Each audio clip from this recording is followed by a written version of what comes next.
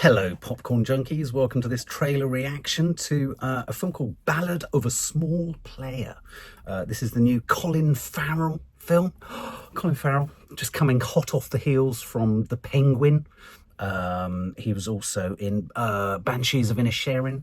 Anyone not a fan of Colin Farrell? And if you are a fan of Colin Farrell or not a fan of Colin Farrell, are you a fan of his eyebrows? The most amazing eyebrows in show business. This is directed by Edward Berger.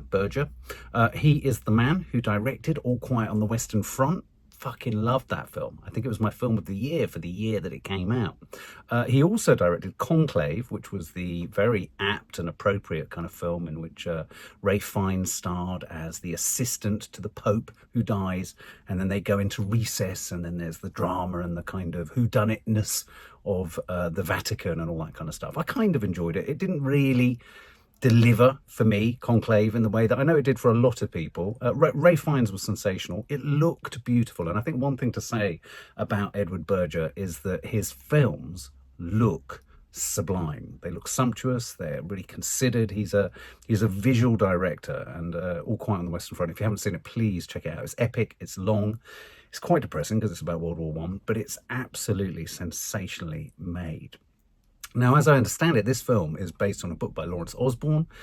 It's set within the casinos and the mecca that is Macau.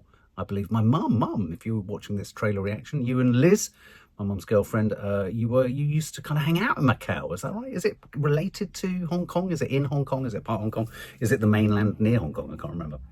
So this looks set to be a neon-lit, paranoiac kind of portrait of a character played by Colin Farrell, who I believe his shady past is that he's a con man, and he sort of is masquerading as a lord.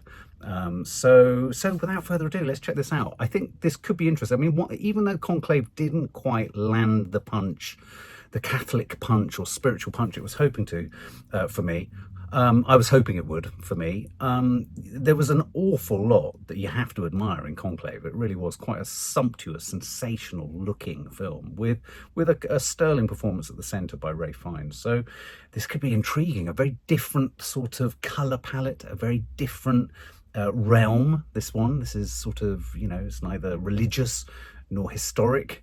This is present day neon madness.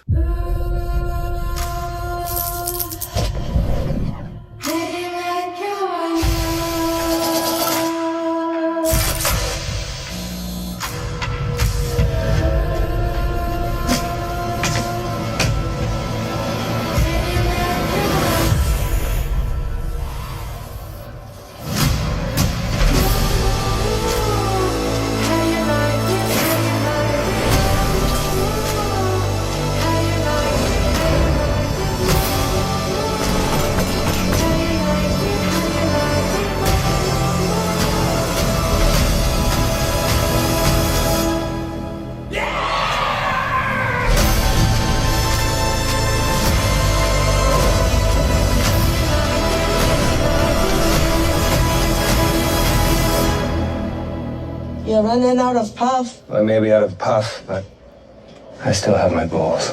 Yeah, right. Not for long.